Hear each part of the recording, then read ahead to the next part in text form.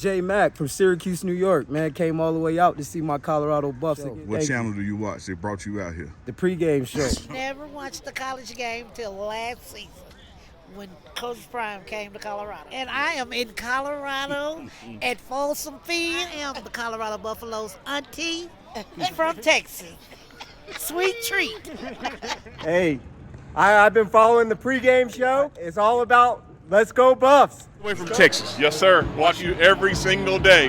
Nobody lays it down like Uncle Neely and the pregame show. Neely, pregame show behind the scenes of everything. And why does he get that kind of access? Why does he get that kind of access? Because trust is involved. You would never get the kind of access you desire unless there's trust and relationship. You're trying to put you up on game. How's everyone? Gunnar White, offensive line coach. I'm excited for the opportunity and I'm ready to get to work.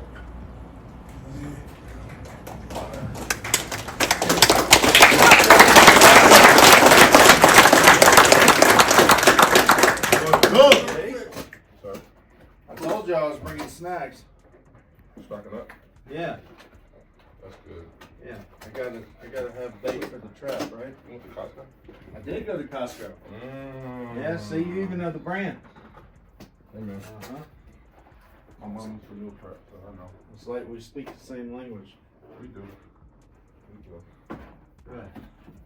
All right, this is interesting because It I is. know you. Yeah. Yeah, we've been together for some years, and Yeah, we have. now it's time for the fans, the Buff Nation, to get to know you. So sitting here with Coach Gunnar White, Mm-hmm. offensive line coach, Colorado. Congratulations. Thank you. Appreciate it. Appreciate it. You have you've had quite some experience in this area. Mm-hmm. You were with Coach Prime at Jackson State, I was. and have been with him these past 2 seasons here at Colorado. Mm-hmm. What's that transition been like in your role? Really, I just put my head down and work. Like it's the same thing at Jackson was the same thing here. Just offensive line play. Yeah. It's been good. The relationship with coach is great. It's been a good experience. Yeah. Before we get into like kind of your background, where you're from, and all that kind of stuff, Yeah. because I want them to know that. For me, one thing I love about this story is here's a guy who was a GA assistant and has moved up the ranks and didn't have to move out to do it. What does that say, to young coaches coming up, or what does it say about, Coach Prime promoting from within? No, it speaks a lot on hard work. You come in, you do the job, you do what you need to do, but it's about the work and it's also about the relationship too. Because in the past, I've been told you had to leave to come back, and that wasn't the case here. The fit was good, my relationship with Prime was good, and it naturally worked itself out. Yeah. So it's an interesting deal. It's a rare deal because not a lot of people get that opportunity to go from, going from a volunteer to a quality control to being the position coach. Yeah. In the same staff. Yeah. I know the setting changed, but at the end of the day, Prime was still my boss. He was still our head coach. But other than that, nothing's changed other than location. Yeah. Yeah. So let's go bio some here. HBCU graduate of Jackson State. Yep. Mississippi born, Mississippi raised guy. That's right. I know people didn't know that. They also don't know that you're a black belt in karate. Yeah. Taekwondo. Taekwondo. Yep. Yeah. Yeah. What made you get into martial arts coming up? My parents.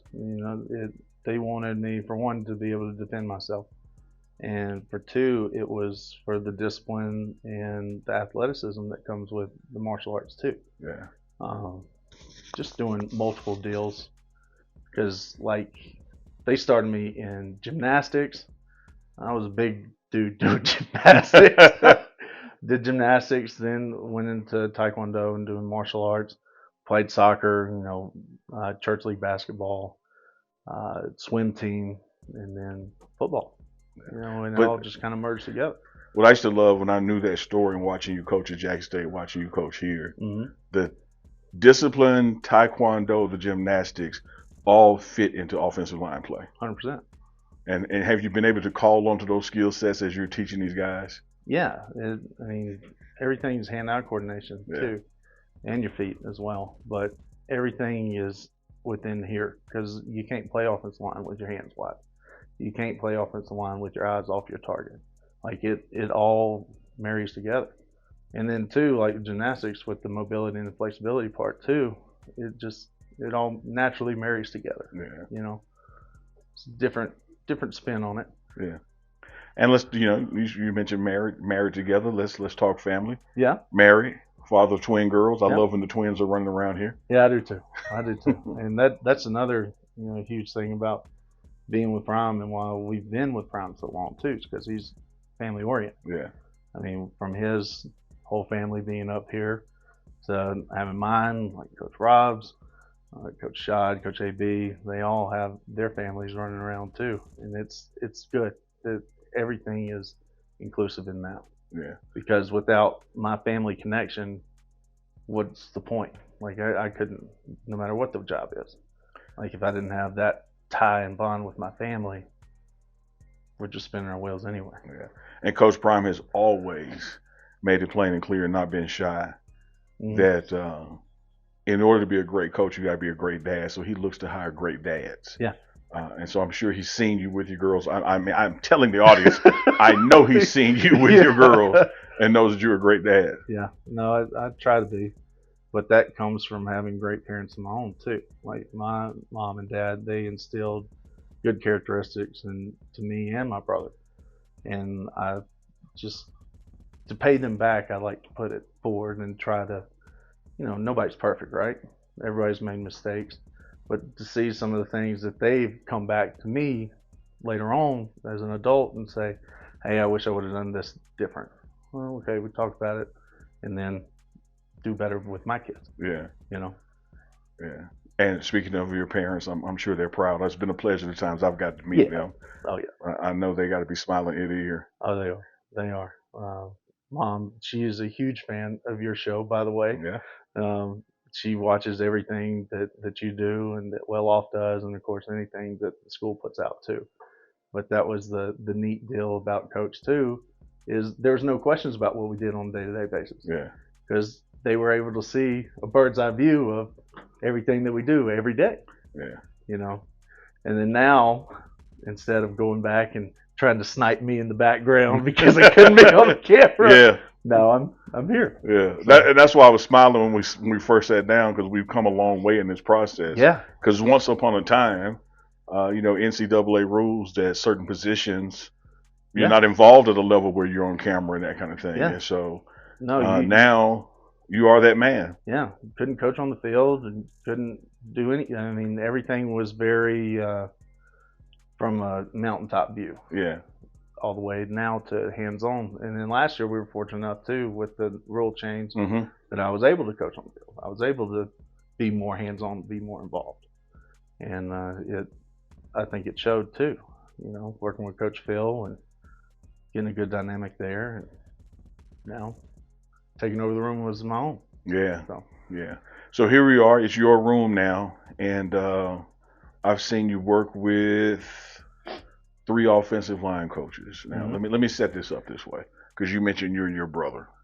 My closest brother to me is 3 years older. And let me tell you, you can't put a number to the number of whoopings I avoided because he got them.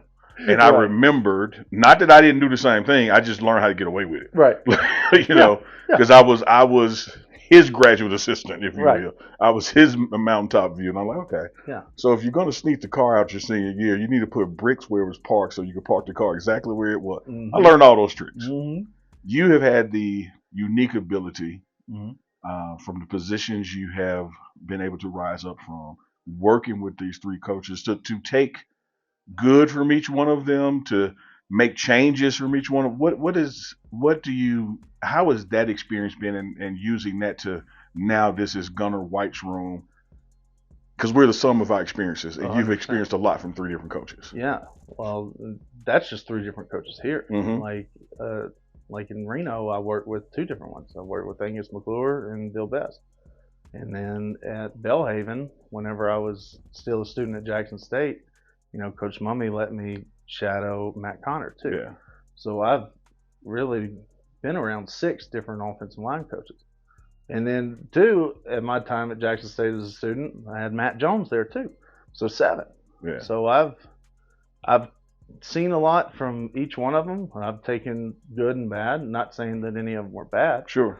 But just certain things and styles and the way you handle situations. Sure. I've seen the good outcome and the bad outcomes from all of it. Mm-hmm. So, and it's a broader scale than just wins and loses, or wins and losses too, because it gets down to family relationships, recruiting, relationships with the players, relationships with possible new players. Yeah. There's little tidbits that you can see in the processes that I've taken from all of them and kind of blended into my own style. Yeah, I think that's a unique perspective and a great tool to have in your toolbox. Yeah. Because you get to bring all those things to you. Have you found yourself? I know it hadn't been long yet, but have you found yourself sounding like one of the coaches you work for? Like, man, I just said what he said. Not yet, not yet. And this is my 4th time technically to have a room. Yeah. So I've had my own personal experiences with it too, and I've had growing and learning moments there, but never to this level and to this amount of spotlight. Yeah. But it's been a neat ride. Yeah. Yeah. And there's some spotlight here. Yeah, just a little bit, just a little one. You talked about relationships with recruits, with players, families. Your roles prior to assuming this room, you dealt with a lot of that, and we'll be able to call on that to help with your coaching.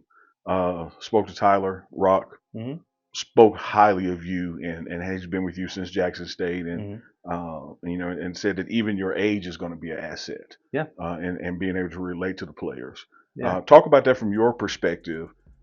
Instruction, relatability, good cop, bad confidence. Now you're the guy. Yeah. Well, how are you going to see the lay of the land? Well, I think I'm going to run the room as player-led and coach-led. So I'm going to bounce ideas off of them too. But at the end of the day, it's going to be mine and George coming together and coming up with the result too.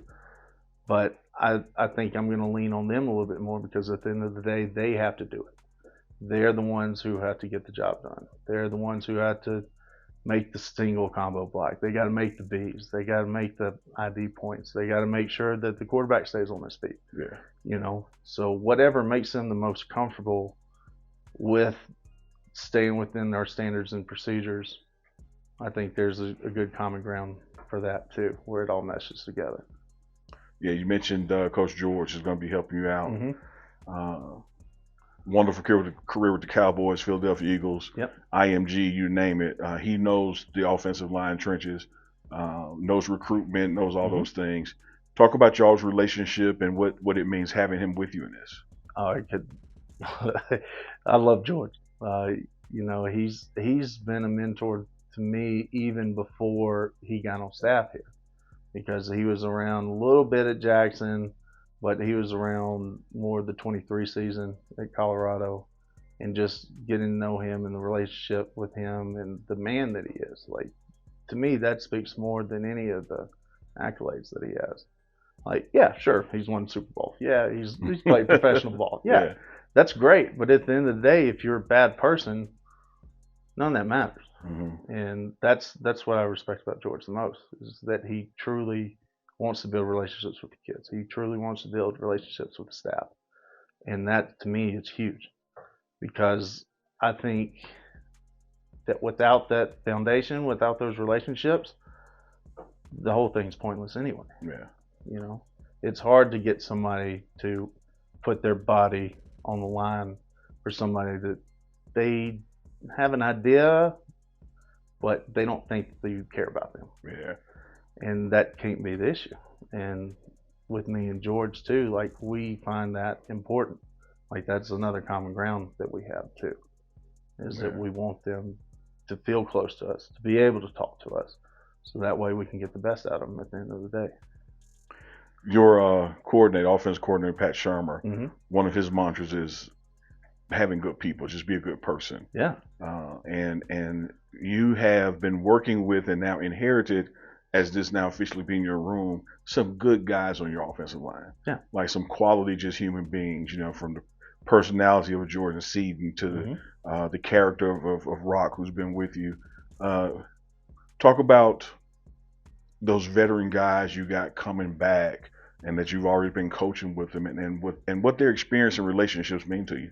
No, I mean, the personal relationships that we've had, it's going to be on another level too now, because not only they can lean on me, but they know that the buck stops between me and George. Yeah. But between the two of us, we're going to make sure that they're taken care of and they get the job done. But I've had individual conversations with them and telling them that they need to be in more of a leadership role. Like whether you're Jordan, who's going into his sophomore year, or whether you're Rock, who's going on to who knows whatever year he's on. Yeah. But it doesn't matter where you are in your journey if guys look at you a certain way, and if they lean on you and they see certain attributes about you. And even with Cash Cleveland too, like walk on center, waited till his number was called and finally did, and he showed the world that he could do it. And like I said, it doesn't matter how far along you are in your journey. If you have value, it's important, and I want to make sure that is utilized in the room. Probably one of the most scrutinized units, but outside the building, never thanked. Coach Prime thanks the offensive line, but when it goes wrong, it's the O-line's fault. When it goes right, it's other people's credit. Yeah. You have to have a certain demeanor to play this position, and a certain demeanor, to coach it. Like it's a team-oriented, not credit thing.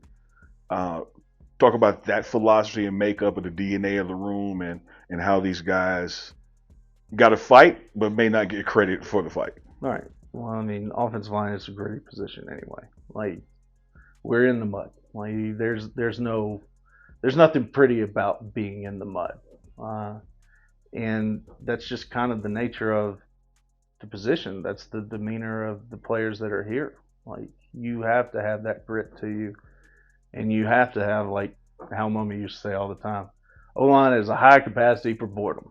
You do the same thing over and over and over again, and you get the result that you put into it.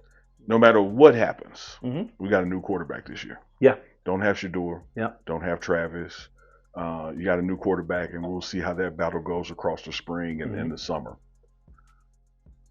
It would then beg or suggest that the offensive line play has to be a little more than it's been in the past, because you're protecting a guy who didn't have the experience of Shador, and now you're probably going to be relying on the run game more than you have in the past. Yeah, absolutely. Talk about getting those guys ready for, like, all right, now we don't have Superman back there. We got to grow with this guy. There's more responsibility on us now than ever. Yeah, I mean, that was the expectation walking into the room. Like from our first meeting, we had a meeting before our first team meeting to just kind of give them the lay of the land and give them expectations and whatnot. But they know that we don't have a Heisman Trophy winner on the team right now.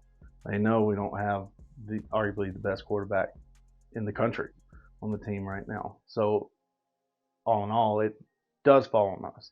And I think the more they hear it and the more they feel it, the more they'll be prepared for it too. Because if they just walk out there on our first game against Georgia Tech and they're like, oh yeah, we're good. Shador's got it. Travis got it. No problem. No, that's not the case. Like they need to hear it and feel it throughout this whole process until that very first game. And then once they do see it and feel it in live action, then massage it all the way through until a championship game. Because at the end of the day, that's where we're trying to go. Big 12 championship and win it. Yeah, not only that, national championship too. Yeah. Because I think that we can do that. We have the guys in the building to do it. We got the coaching staff to do it. You know, why not?